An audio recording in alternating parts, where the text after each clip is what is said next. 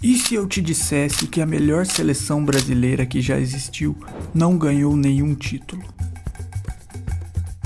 Quando pesquisamos qual foi a melhor seleção brasileira de todos os tempos, as respostas geralmente mostram a seleção tricampeã de 70 como a melhor que já vestiu o amarelinho. E de fato, a equipe liderada por Pelé jogava um futebol bonito e ofensivo, e jogadores como Rivelino, Jairzinho e o capitão Carlos Alberto Torres abrilhantavam ainda mais o espetáculo, que terminou com a taça de 70.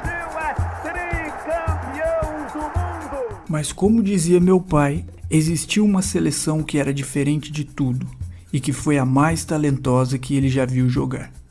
E por uma ironia do destino, mesmo jogando futebol mágico, nunca levantou nenhuma taça.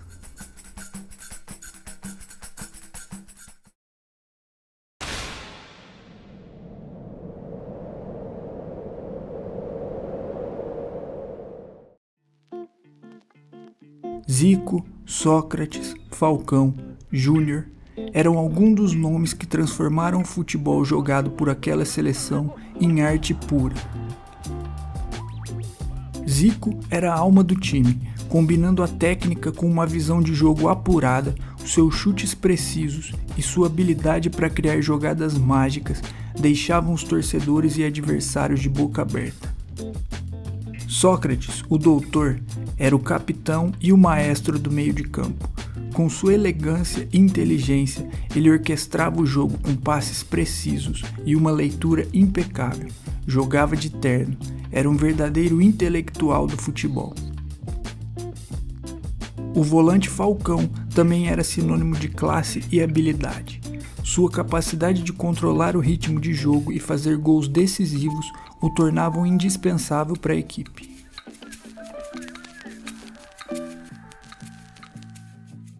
Júnior, com sua velocidade e versatilidade, era um pesadelo para os adversários. Suas arrancadas pelas laterais e a precisão nos cruzamentos criavam inúmeras oportunidades de gol. E a seleção de 82 também tinha outros jogadores como Éder e Serginho Chulapa no ataque, além de Paulo Isidoro, Toninho Cerezo no meio, Leandro na lateral direita, Oscar e Luizinho na zaga e Valdir Pérez no gol, completando o time que na teoria parecia imbatível. Cada jogador daquela seleção trouxe o seu próprio talento e magia para o campo, resultando em um espetáculo inesquecível para quem assistiu. E além do talento individual dos jogadores, a genialidade coletiva daquela equipe também ficava clara. As jogadas ensaiadas e a sincronia dos movimentos em campo eram verdadeiras obras de arte. As triangulações e tabelas eram a essência do jogo brasileiro. Movimentos rápidos, precisos e improvisados desarmavam as defesas adversárias com facilidade, coisa que infelizmente não se vê tanto no futebol de hoje em dia. Dribles desconcertantes e firulas também faziam parte do repertório dos jogadores. Era um futebol jogado com alegria, onde a habilidade técnica era exibida a cada lance. A formação tática da equipe permitia flexibilidade, com jogadores trocando de posições e movimentando-se livremente pelo campo para receber a bola e criar jogadas. A combinação de talento individual e planejamento tático fez da seleção brasileira de 82 um time diferenciado. Cada jogada, cada movimento em campo era uma prova da grandeza dessa equipe. Tele Santana era o maestro por trás dessa orquestra.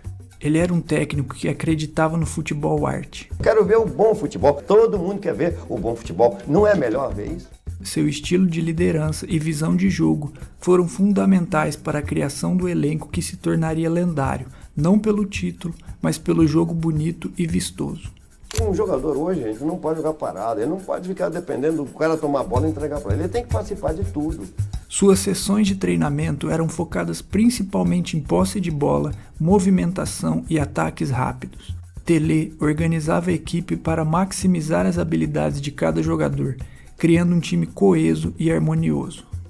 Ele incentivava a criatividade e a liberdade dos jogadores, permitindo que a técnica e o talento de cada um fosse aproveitado ao máximo. A campanha brasileira na Copa do Mundo de 82, sediada na Espanha, foi recheada de momentos memoráveis.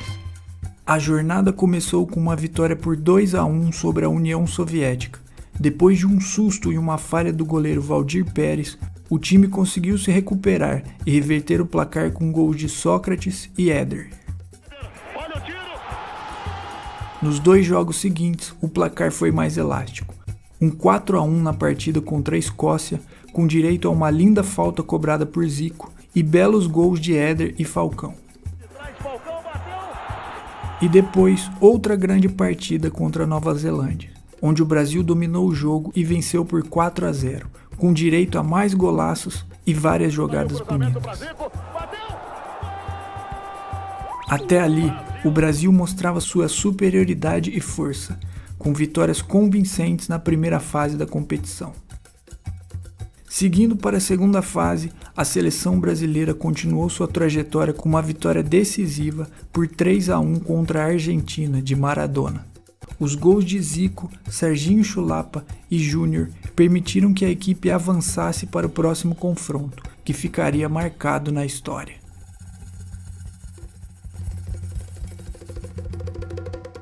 A partida contra a Itália, no estádio de Sarriá, em Barcelona, se tornou um dos jogos mais memoráveis e dolorosos da história do futebol. Era 5 de julho de 1982 e naquele dia o mundo parou para assistir a batalha que decidiria o semifinalista da Copa. O Brasil jogava por um empate, já a Itália precisava vencer para avançar. O jogo começou intenso, com Paolo Rossi abrindo o placar para a Itália logo aos 5 minutos. O Brasil, determinado, empatou logo aos 12, com um gol de Sócrates. Porém, a seleção brasileira cometia falhas e o time italiano demonstrava que seria um páreo duro no jogo, com Rossi marcando o segundo gol da Itália aos 25 minutos. Já no segundo tempo, aos 23 minutos, Falcão acertou um belo chute e conseguiu empatar o placar mais uma vez para a seleção brasileira. Mas o italiano Rossi estava em um dia iluminado.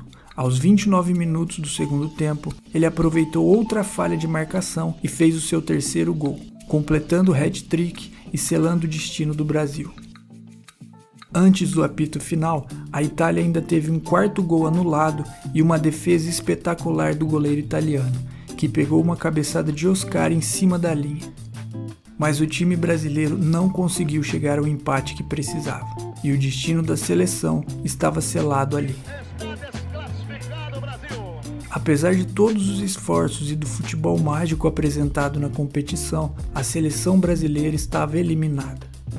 A derrota por 3-2 para a Itália significou a despedida precoce da equipe que havia encantado o mundo até então. A Itália, por sua vez, após despachar o Brasil, seguiu a sua jornada até conquistar a taça daquela Copa. A eliminação da seleção brasileira foi um golpe duro, mas também uma lição. Ali, o Brasil aprendeu que no futebol nem sempre o time mais talentoso vence, e as falhas e o excesso de confiança também acabaram prejudicando o time. Contudo, a beleza e a paixão que aquela equipe trouxe ao torneio são lembradas até hoje. Esa selección fue la más maravillosa que ha habido en termos de Éder, todos esos maravillosos jugadores, Zico, todos esos maravillosos jugadores juniors. Foi uma seleção extraordinária. E embora a taça não tenha sido conquistada, o legado daquele time transcende o tempo. Mesmo sem ter sido campeã, talvez aquela tenha sido a melhor seleção brasileira que já existiu. Juntos eles mostraram que o futebol também pode ser uma arte, uma dança com a bola, um verdadeiro espetáculo para os olhos.